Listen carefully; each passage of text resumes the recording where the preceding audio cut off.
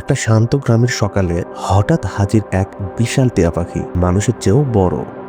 তখন এক সাহসী কৃষক দড়ি দিয়ে পাখিটিকে বেঁধে ফেলে। পরের মুহূর্তে টিয়াকে আটকে রাখা হলো সবুজ ধান খেতে একটি খাঁচার ভিতরে। পরের দিন সকালে দেখা গেল গ্রামে একটি বিশাল বড় কবুতর প্রবেশ করছে। এক শক্তিশালী নারী ধৈর্য ধরে এই কবুতরকেও বেঁধে ফেলল। পর দুটি পাখিকেই দুটি আলাদা আলাদা খাঁচায় বন্দি করে রাখা হলো। কিন্তু হঠাৎ আকাশ কাঁপিয়ে নামলো এক মনস্টার ফিনিক্স। ফিনিক্স এগিয়ে এসে দুই পাখিটিকেই মুক্ত করে দিল। মুক্ত হয়ে তারা খেলতে লাগলো।